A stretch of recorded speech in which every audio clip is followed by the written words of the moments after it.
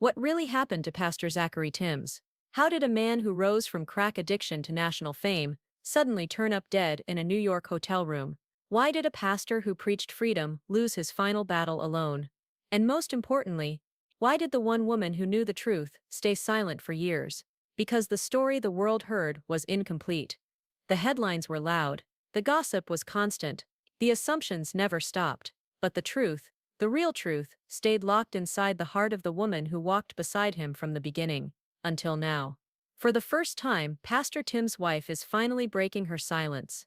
And what she reveals doesn't just expose the hidden battles of one man, it exposes the danger, the pressure, and the quiet destruction happening behind the walls of modern-day ministry. So stay with me, because the story you're about to hear is far more shocking, far more heartbreaking, and far more complicated than anything you've heard before. Before the fame, before the cameras, before the megachurch crowds chanting his name, there was just a young man from Baltimore, who everyone believed would never survive his own environment. The streets didn't just tempt him, they tried to claim him, addiction dragged him in, crime wrapped itself around him, and by the time he was 19, even he didn't think he had a future left to save. But jail has a way of forcing you to look at yourself. And inside that cell, broken, angry, confused, Zachary claimed he heard something that changed everything. A voice, a calling, a moment of clarity that pushed him to believe he could start over. He left prison with a promise: if he ever got a second chance, he would give God his entire life, and that promise turned him into one of the most charismatic, captivating preachers America had ever seen. But promises don't erase the past, and the past has a way of catching up. When Zachary met his future wife, he wasn't a superstar, he wasn't a celebrity pastor, he was just a man trying to climb out of the pit he had lived in for years. She saw the struggle, she saw the fear, she saw the ambition, but she also saw the brokenness he tried to hide. Still, she believed in him. Together, they moved to Florida to start a church with nothing in their pockets except hope and faith. No building, no staff, no guaranteed income. Just the conviction that God had chosen them to build something big, and somehow, it worked. It didn't just work, it exploded. New Destiny Christian Center grew faster than anyone expected. Crowds packed the small building every Sunday. His sermons hit hard, his testimony was electrifying. His past made him relatable, and his transformation made him a hero. Soon he was on TV, traveling internationally, writing books, connecting with major pastors, becoming the face of redemption. To the world he was unstoppable, untouchable, chosen. But behind the scenes, things were already falling apart. No one talks about what fame does to preachers. No one talks about how a man who was saved from addiction can get addicted to applause, to attention, to pressure, to expectations. As the crowds grew, so did the cracks. There were late nights he couldn't explain, trips that raised questions, changes in his mood, signs of stress that didn't match the smile on his face. People around him saw it, but nobody wanted to believe it. And the person who saw it the clearest was his wife. She watched him come home exhausted. She watched him carry pressure no human could carry. She watched him try to be pastor, leader, father, husband, and icon, all at the same time. And she watched something else too, something darker, a shadow, a shift, a familiar pattern she thought they had defeated years ago. Addiction doesn't disappear, it hides. And the moment stress becomes unbearable, it returns. His wife saw the warning signs. She tried to reach him, she tried to help him, she tried to save him. But ministry doesn't pause for healing. Success doesn't stop for recovery. Crowds don't wait for a pastor to fix his mind. He kept preaching, he kept traveling, he kept performing. And little by little, the distance grew. Not because he didn't love her, not because he didn't care, but because the shame of his struggle became heavier than the truth. And by the time the marriage broke, the man himself was breaking too. The divorce shocked the church, people chose sides, rumors spread, questions grew louder, but through all of it, she remained silent. She never exposed him, she never shamed him, she never told the world what was happening behind closed doors. Not because she was covering for him, but because she still loved him, even after everything. Then came August 2011, a hotel room in New York, a pastor alone, a bag of white powder, a lifeless body, 42 years old, gone in an instant. The world rushed to judge him, the media rushed to dissect him, church members rushed to defend him, but the one person who didn't rush to speak was his wife. She held the pain quietly, she protected his legacy quietly, she carried the truth quietly, until now, because today, she's finally telling the part of the story no one else could ever tell. The part that reveals who Zachery Tims really was, what he was battling in secret, and why his death is not just a tragedy, but a warning. To pastors, to churches, to families, to anyone living a double life under pressure. What she reveals changes everything. When the news of Pastor Zachery Tims' death hit the media, the shock was immediate. A celebrity pastor found dead in a hotel room is the kind of headline that explodes instantly. People didn't wait for facts. People didn't wait for answers. People didn't wait for the family to breathe. They jumped straight to judgment. Some said he overdosed. Some said he relapsed. Some said he relapsed. Some said foul play. Some said the church covered the truth. Some even blamed his wife, a woman who wasn't even part of his life when he died.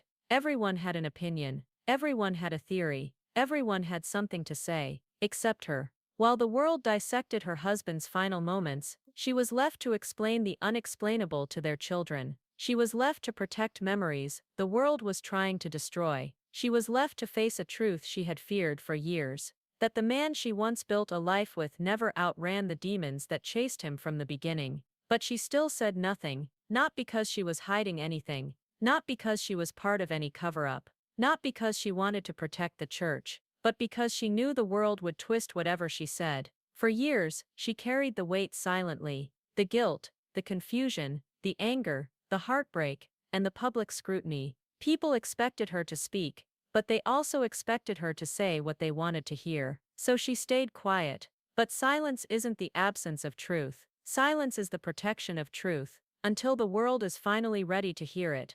In the months after Zachery's death, the church spiraled. New Destiny Christian Center, the ministry he built with his bare hands, became the center of another storm. Board meetings turned into battlegrounds, rumors turned into lawsuits, and the fight for leadership grew louder than the grief. Everyone focused on who would take over the pulpit. Nobody focused on the family left behind. And that was the moment his wife realized something she had never wanted to believe. The church loved the pastor, but very few loved the man, because if they had truly loved him, they would have seen he was drowning long before he died. She talks about the early warnings now, not in bitterness, just in truth. She remembers the days when the pressure started changing him, when he became someone who couldn't slow down, couldn't stop, couldn't breathe, without feeling like he was disappointing thousands of people at once. She remembers nights when he tried to sleep, but couldn't. Nights when stress consumed him. Nights when he paced the floor praying for strength he didn't know how to ask for. Nights she felt him slipping away, inch by inch, but didn't know how to pull him back. And she remembers the moment she realized the calling that saved him was also crushing him. People see pastors on stage. They see the applause. They see the miracles. They see the power, but they never see the price. She says the price was slowly killing him. And the saddest part, almost nobody noticed. The ministry demanded perfection. The church demanded performance. The world demanded inspiration. But the man behind the sermons was exhausted, overwhelmed, and fighting battles he couldn't admit to anyone, not even the woman who once knew him better than he knew himself. Addiction doesn't shout. It whispers. It waits. It hides in silence, until the moment stress cracks the door open. And when it returned, he felt like he had failed God, failed the church, failed his family, and failed himself. His wife now reveals something no one ever considered. He wasn't destroyed by relapse. He was destroyed by shame. Shame kept him from getting help. Shame kept him isolated.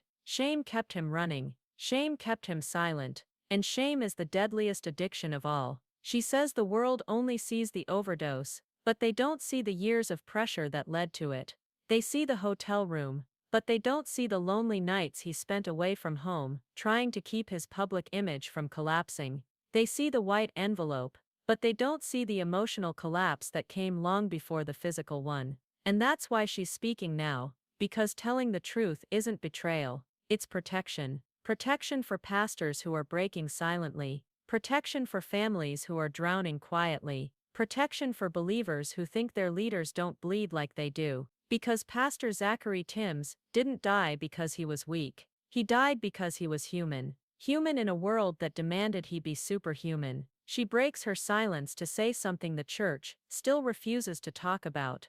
Pastors get sick too. Pastors get depressed too. Pastors feel trapped too. Pastors lose themselves too. But nobody gives them space to admit it. She talks about the expectations, the endless pressure to be perfect, to be holy, to be the example, to be the miracle. And she says the moment a pastor starts believing he can never fail is the moment the real danger begins. Because when you can't fail publicly, you start failing privately. And that's exactly what happened. The world called it a scandal. She calls it a tragedy. People said he hid things. She says he didn't know how to ask for help.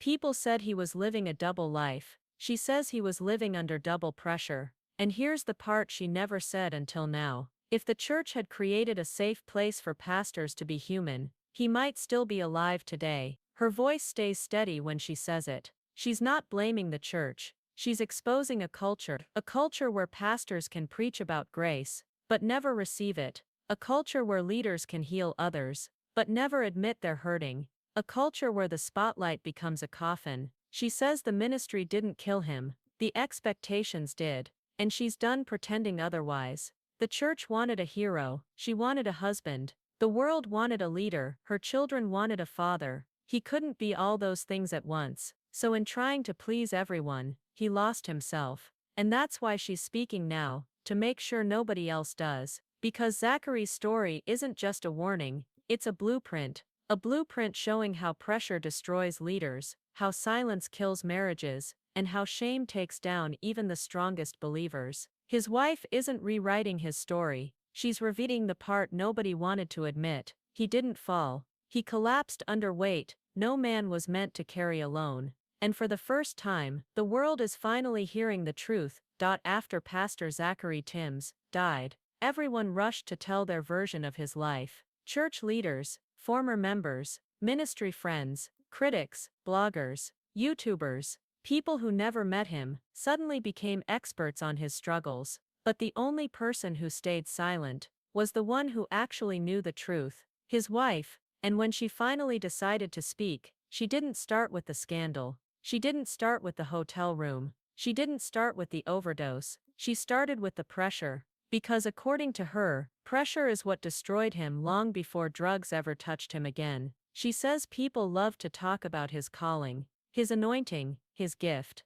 But nobody talked about the cost. In her words, he didn't just carry a ministry. He carried thousands of people's pain. Every Sunday he preached hope to people who were drowning. Every week he counseled marriages that were collapsing. Every night he prayed for people who didn't know whether they'd survive till morning, but who prayed for him. Most people assume pastors have endless strength. Most people think they don't break. Most people believe they're protected from the battles everyone else faces. But the reality is darker. Pastors fall too. Pastors get tired too. Pastors hit breaking points too. And she says Zachery hit his breaking point long before the world realized it. She remembers the changes clearly, not because she was looking for them, but because they were impossible to ignore. He was always exhausted, always stressed, always carrying something heavy on his mind. He'd stare at the wall for minutes at a time, as if he was here, but not really here. He would preach like fire on Sunday,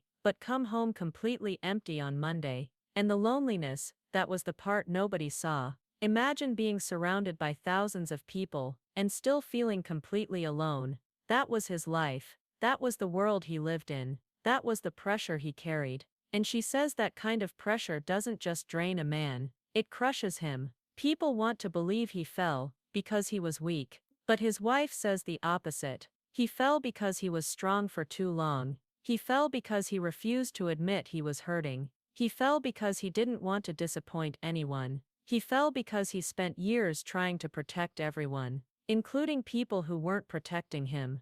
And that's the part of the story she refused to keep hidden anymore. According to her, the church didn't give him space to rest. They didn't give him time to rebuild. They didn't give him room to breathe. They expected him to be perfect, available, inspirational, and unshakable, 24/7. And the moment he slowed down, people asked what was wrong with him. Not "Are you okay?" Not "Do you need help?" Just why aren't you performing like before? She says that pressure swallowed him. But here's the part, almost no one knew until she said it. He was trying to get help, quietly, secretly, desperately. He wasn't running from God. He wasn't running from his calling. He was running from judgment. Because in the world he lived in, admitting you're struggling wasn't seen as being honest. It was seen as being disqualified. She says that's what trapped him, not the addiction, not the fame, not the spotlight, but the fear of what people would say if they found out he was human. And that fear made him hide everything that hurt him. She doesn't defend his mistakes. She doesn't pretend he didn't fail. She doesn't rewrite history. She just tells the truth the world never cared to hear. Because the truth is simple. He didn't relapse because he wanted to. He relapsed because he didn't feel safe enough to ask for help. She says he could save everyone but himself. He could heal others but not his own wounds. He could lift broken people while quietly collapsing inside. And nobody noticed. Not because he hid it so well, but because people only looked at the pastor, not the man. His wife also reveals something even more disturbing, something that shocked even people inside the church. There were people who knew he was struggling and still pushed him to keep performing. Because the ministry was too successful, the crowds were too big, the money was too steady, the reputation was too valuable. He wasn't supported, he was used. She says people around him didn't want him to rest. They wanted him to keep the image alive. The powerful pastor, the miracle story, the former addict turned megachurch leader. It was good branding. It made the church look unstoppable. And in the end, that brand mattered more than his mental health. His wife says something heartbreaking. They loved the pastor he became, but they forgot the man he used to be. They forgot he was fragile. They forgot he had limits. They forgot he needed help. And she watched all of it happen. She watched him lose himself. She watched him drown silently. She watched him pretend everything was fine, because the world wouldn't accept anything else. And when the marriage finally ended, it wasn't because she stopped loving him. It was because she couldn't save a man who wasn't allowed to admit he needed saving. After the divorce, people assumed she walked away from him. But she didn't. She prayed for him. She worried about him. She cared for him from a distance. She hoped he'd recover. She hoped he'd rest. She hoped he'd come back to himself. But she also knew the truth. If he didn't slow down, something terrible would happen. And she was right. Because months later, she got the call that changed everything. The hotel room, the envelope, the overdose, the death that shocked the nation. The moment her worst fears became reality. She says that moment didn't feel real. It felt like the end of a story that shouldn't have ended the way it did. Not for a man who fought so hard to live. Not for a man who came so far from where he started. Not for a man who changed so many lives. But the world only saw the scandal. She saw the struggle, and that's why she's speaking now. To show people the truth behind the tragedy, not the headlines, not the gossip, not the assumptions, but the real story of a man who tried to be everything for everyone, and ended up having nothing left for himself. What she reveals next is even harder to hear, because it exposes what was happening in the church after his death, and why she had to fight harder than ever to protect his legacy.